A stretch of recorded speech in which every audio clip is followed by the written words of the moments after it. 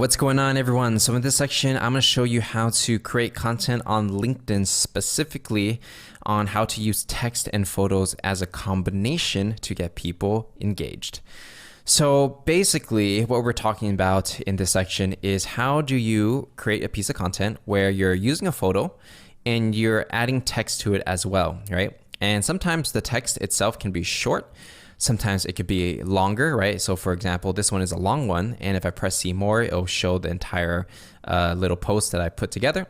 And why this is powerful is because, people like to read, people like to see pictures, and pictures kind of tell 1,000 words. And when you use them in combination, it makes for very interesting content. And for this one specifically, people really like before and after. So I'm talking about how cold calling is difficult. This one looks like I'm shocked or scared about cold calling or something like that. And over here, I look very confident and happy. So people are like, oh, that's kind of interesting. How does he go from worried to happy? And they, want to consume the content. And, in this piece of content, I'm not trying to sell anything. I'm just trying to provide value and get people to like it, comment on it, and, really just build my brand through content. Okay. So when you actually press the see more button, right? So if we go back, you press the see more button, and what's gonna happen is it's gonna open up the entire thing so people can see the entire thing. And basically I'm using the formula that I taught you guys earlier where, I'm just talking about, there's a hook. Cold calling is one of the most brutal part of sales. Then if you wanna go through this, you can, but I essentially just kind of agitate a problem that cold calling is hard. And then I say, hey, if that sounds like you, here's a simple way. So here's a solution, step 1, step 2, step 3, right? So hook, problem, solution, and why. So why it's important: once you fully become aware of the fears, you realize that most situations aren't as bad as you think, and suddenly it becomes easier. So that's why it's important to basically read this content from the beginning all the way to the end.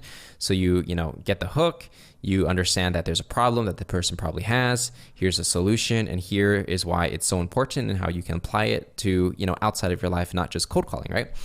And I posted it 2 days ago and during this time of this recording. It's got 82 likes, 5 comments, and then almost 6,000 people actually saw this piece of content. So not bad. So, when it comes to the copy for this kind of post, like I said before, it can be short or long. So in this one, it's a long example where I'm basically writing almost like a short essay in a sense, right? And, people like that. They like high quality, engaging content.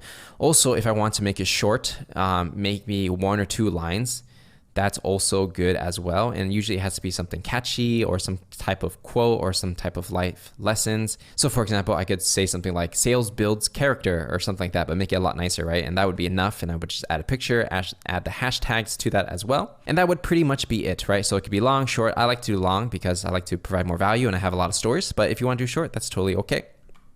And the picture itself, we're going to talk about this in more detail, but it doesn't necessarily have to be directly related to what you're talking about, right? So if you're doing like a text post where you're talking about, a story or how-to content, sometimes you might struggle finding, what kind of picture matches what you're saying, right? So I'll tell you right now that it doesn't have to directly relate. So I'm talking about cold calling. Yes, I'm on the phone, but it's not a very specific picture of me actually making a phone call. It's just me looking into the camera and me smiling from the camera, right? So they loosely are connected to what I'm saying, but you can kind of feel that they are connected, right? But it doesn't have to be direct, So it doesn't have to be like, oh, you went to an event and you take a picture at an event. That's quite literal, and that's good too, right? Because it's showing what you're talking about. But, in some cases, you're just telling a story about something that happened. You don't have any pictures. So I'll show you some strategies on how you can select some pictures. But let's go through some more examples before I do that. So some other ideas you can have when it comes to text posts and, photos is using quote cards, right? So Gary Vaynerchuk, Lewis Howes, I think are people that are, doing pretty well on LinkedIn when it comes to content. And so for Gary, actually, you see this on his Instagram as well. I think he's just reusing the same content, but as you can see, 22,000 likes, a lot of comments. I mean, he's huge on LinkedIn and all social media platforms with millions of followers, right? You don't have to be like him, but you can kind of understand like what he's doing. So all this really is just his name, his Twitter handle or Instagram handle, phone number that you can text him for, his phone list. And then it's just a quote. Like, the reason so many people struggle to sell is because they don't believe in what they're selling. Yeah, that's pretty true, actually. And then, they could be a quick copy. So this is the answer to so many of your issues when it comes to selling. And so this text relates to this. It makes a clear connection. Super easy, right? You can literally just put a quote card up and people will actually like that. And Lewis Howes, tag someone who's making a positive impact to others. So this one doesn't really quite make sense because on LinkedIn, I guess you could tag it in the comments, right? Success is what you make for yourself. Greatness is what you give others. Okay, so essentially quote cards work. They're very easy to do. You just use a picture of yourself, your name, your handle, and then whatever it is that you want to say. And you can obviously take inspiration from books that you read, or you can use other people's quotes as well. You don't have to come up with something so thought-provoking, right? And just give credit to the person that said it. Another example of Gary Vee is, when you're using a picture, you can have some text over here. So you want to quit your job, blah, blah, blah. Read, and it's sharing a link to an article. So when you use a picture, this picture has nothing to do with quitting your job, right? But it kind of does in a way where it's work related. He's picking up dry cleaning, probably like a suit, and and the text is how to quit a job professionally. So again, like the photo itself doesn't have to do anything with the actual text. It just has to loosely connect. And if you want to use text, you literally, it's just like either it's like how to do something or a quote, like a short quote that's not too long, and you just add it on top of the photo, and that's pretty much it. Like this is another example. Try stuff, expand your circle, find new people, do random things, and then live, right? And so if you don't know what your passion is, just try stuff. So again, this picture itself has nothing to do with trying stuff. He's just on the phone, right? But the reason it works is because it's loosely connected. As long as it's loosely connected and metaphorically, you can kind of see like, oh, that kind of makes sense. That is pretty much good enough. So, and last one we're going to go through is if you want to use like animations, or not animations, but like design, right? You can hire someone to design stuff for you, or maybe you're a designer. You can add text and then basically just have some kind of life lesson as a design, or a quote that you say. It could be a drawing of yourself. This one does take a little more effort where you have to hire someone to do it, and if probably you can't do it yourself. But that's just another example I want to show you. Now, the main important thing here actually is what makes a good photo, right? Because when we look at the examples we talked about, really, when you got the text stuff down, you understand how to write content for LinkedIn. And then really the trick is photos, right? That's the new variable. So what is a good photo? What is a good photo? What photos can you use of yourself, usually if you're trying to build your brand? And what's the easiest way to do it? So here is some of my tips and tricks on how I personally do it. So a simple way to decide which photos to create or shoot is really just taking an image that doesn't directly have to do anything with your copy, which is the text, that loosely tells a story, right? So usually I'm not really posing in front of the camera looking directly. Sometimes I am, not always. But a lot of times I'm just basically I'm like talking or doing a presentation, or pretending like I'm on the phone or something like that. And then someone will take a picture of me doing something. So it's like while I'm in the middle of doing something. So what makes a photo interesting is when action is happening, not necessarily when you're posing in front of the camera. Now, both can work, but I find this really easy. So let's say, for example, you are pretending to give a presentation and someone is just taking a bunch of pictures of you pretending to give a presentation. Well, those photos, they're natural photos where you're talking and it looks good. So also pictures with strong facial emotions, with polarizing emotions, especially captures a lot of attention, right? So the more expressions you can make on your face, the more emotion you can convey, the more interesting the photo is. And for a lot of my social media content, like on YouTube and LinkedIn and things like that, really I'll take a picture of me working or on the phone, and I'll fit that photo into like a YouTube thumbnail, a LinkedIn content post, whatever it is, right? And so that's pretty much all I do. And I kind of just have a few type of pictures I know that will work pretty well, and I kind of reuse it and create different scenarios, but it really often falls under the same concepts. Now, you can also keep photos very clean, meaning you don't have to add text. It's not necessary, right? But if you don't add text, then the photo has to be stronger because the photo will tell the story. But if the photo is not that strong, then usually I'll add some text, some kind of quote or how-to content or what the video is about. And that's pretty much what I do. So let's go through some examples. So an example is, let's say, somebody took a photo of me in my studio. And as you can see, I have like all my lighting and all this equipment, and which I use to film a lot of my YouTube videos and things like that. And this is my desk and everything over here, and I'm holding a camera. So for this photo specifically, I can use it for many examples, right? So if I wrote an article, or if I wrote a LinkedIn post about how I started my career as a content creator, or how I started my entrepreneurial journey, this works really well, right? Because I'm holding a camera, I'm in some kind of studio space. You don't know exactly where it is, but you can kind of guess that this is a place where I work and film videos. And so any type of content that's related to me creating content, creating videos, growing on YouTube, growing a following, being a sales trainer and creating content, I can use this photo as the supporting photo that supports the copy, right? And it's very strong because this photo itself, it doesn't really it's not specific to anything. You know, it's a picture that's caught in the moment. It's like I'm looking at something at my camera and I'm looking at the photographer and they just happen to catch me in the moment. And because of that, I can use it for so many different scenarios when it comes to creating content about creativity. And this will fit so many different types of content. So basically, as I write different articles, let's say over the next year, I can use this picture probably at least 5 times or 10 times in different scenarios, different types of content, whether it's like Instagram, LinkedIn, Facebook, maybe YouTube, a community page where I can post a picture and add text. So I can use it in so many different places, and it's a very general picture that tells a creative story, right? And so that's why I personally think it's strong. And also because the photo is, somebody captured me in the moment, which makes it very natural. I'm not posing for it. It's just like you caught me in the moment of working, and that's why it looks like a good photo. And I'm not really a model. That's not my profession, but you can look good in a photo by just doing something and someone catching you in the moment. And a trick I have for you is how I personally do it is, even though this picture is very natural looking, it's actually staged, right? So basically, somebody was at my house and I was like, hey, this would be a pretty good picture. So let me just take my camera, pretend I'm looking at it, and you just take a bunch of pictures and then we'll just pick the one that works naturally, right? And so basically, this is a nice shot, but maybe how many pictures did we take? Maybe at least 20, 30, 40, 50 pictures to get this one shot. And, I have a camera that shoots pictures really fast, so it can take 10 pictures in a second. But that's essentially what I do. I just kind of think of a scenario where, that would look like a good shot. It looks like me working, and then I just get someone that I hire, and or it could be an employee or whatever it is you have, or a spouse or a girlfriend, boyfriend, whatever it is that, or your brother, family, anyone can take the photo. It doesn't really take that much skill, right? And you just take a bunch of pictures, and one of them out of 50 is going to look natural, and that's the one you're going to use. And so a lot of times for my content, if you see a picture of me looking very natural, that's exactly what I'm doing. It's a staged photo usually, I would say 90% of the time, that looks natural. And because I do it in that way, we can get in this one photo shoot, maybe we can get 10 good pictures just from, 5 minutes of work, because we're just, having me pretend to do something and take these random pictures, and it just works out pretty good.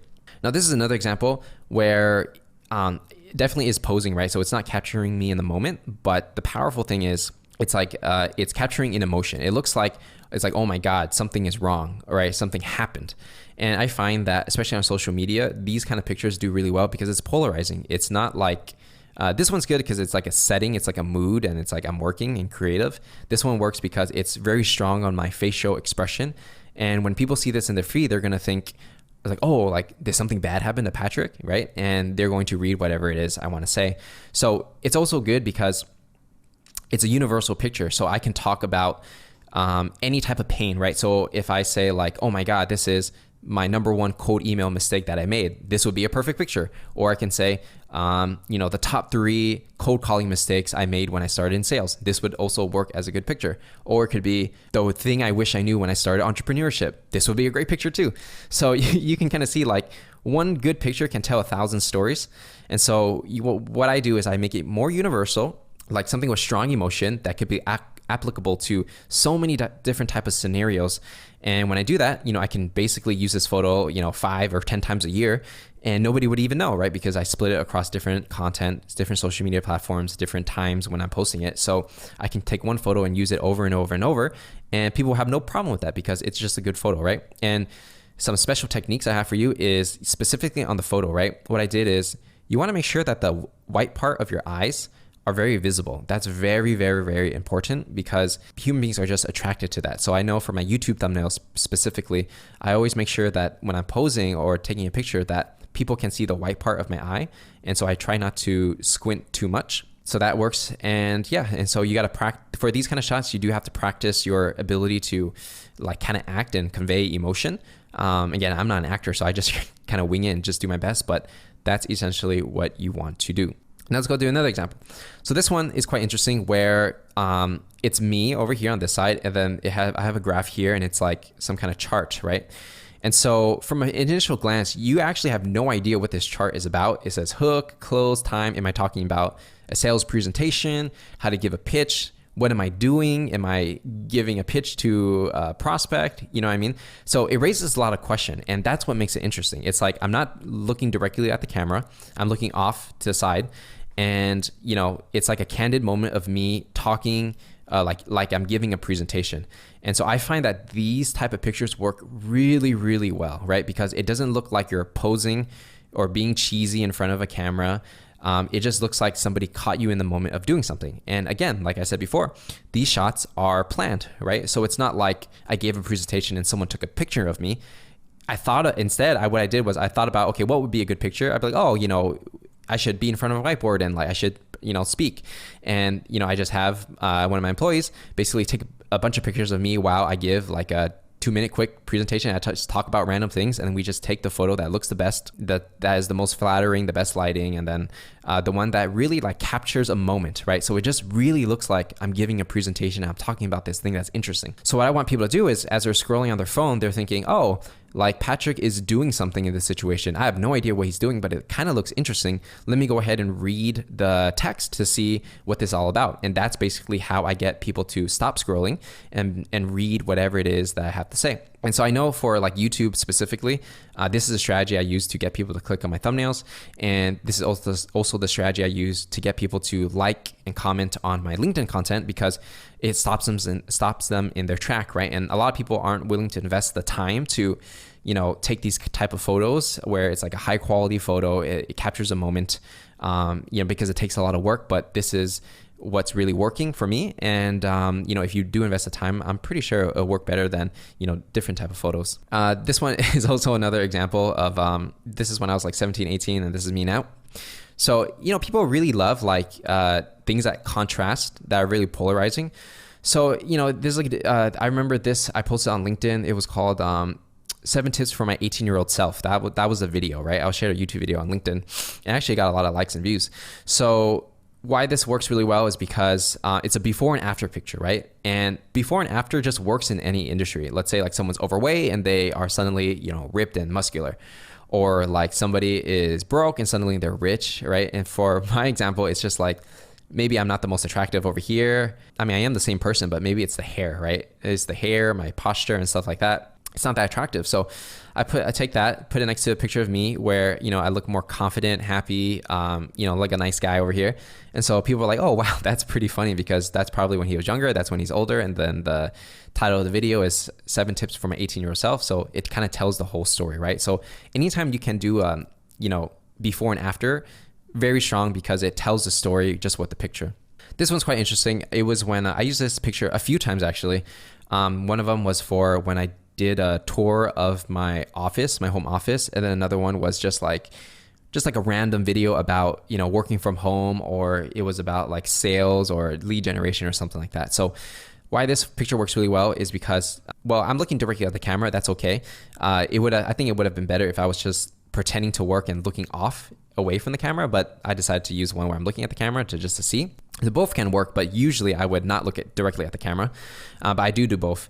And why this works so well is because it's like, what am I doing? Am I working from home? Am I doing any type of sales? Am I doing lead generation? Like, what is this office setup, right? It kind of raises a lot of questions subconsciously, and that's why I think it works really well. And it's quite an aesthetic picture where, you know, the composition is right with the rule of 2/3, and, you know, there's a lot of things going right with the picture. And so why this is good is because I can use so many different use this picture for so many different type of content. So if I create a LinkedIn post about, you know, my 7 tips on how to be productive working from home, perfect picture. Or if I do like my 5 tips on, you know, the best lead generation strategies, this would also work as well, because you're just working on a computer, right? So anything work related, this picture works really well, and it kind of just tells a story. And so the thing that people really like is the white part of your eyes, so very clear. and they like nice teeth, so white teeth. So if you want to like, use some apps to whiten that if you want, that's fine. Just whatever it is your preference to, make yourself look as flattering as possible, right? Because obviously the more flattering the picture looks, the better it looks, and then the better the content, right? But you don't gotta do anything too crazy. When it comes to editing my pictures, it's just basic edits. I don't really manipulate too many things. Just the color of the photo is the main thing I edit. Contrast, just lighting it up. That's pretty much all I change. And I do whiten the parts of my eyes a bit, and then whiten my teeth. And if there are any like super obvious blemishes, like let's say I got a pimple right there, then I'll just go ahead and get my editor to kind of just take that out. But for the most part, it's like pretty much me, right? Like 95% there, just like little details that I fix a little bit. And so that is pretty much how you are going to choose photos, right? And so when you're writing the text, it's quite simple. It's just usually you talk about pain or whatever it is, but when it comes to the photo, those are the photos that I would recommend you use. When you're thinking about, your content and what photos you can take, the easiest one, in my opinion, is just like you working, you doing a presentation, or you talking, or you doing emotion. That's usually what I stick to. And for the sales, I'm in like the sales, marketing, entrepreneurship niche. So, it works, right? Because it's just, I talk about work and I take pictures of me working. So if you're doing like SEO or like marketing agency, it's actually pretty much the same thing because you're helping people generate revenue, right? Or you're just working on your computer or something like that. So those are the photos I usually like to take. I take most of it in my studio and my apartment.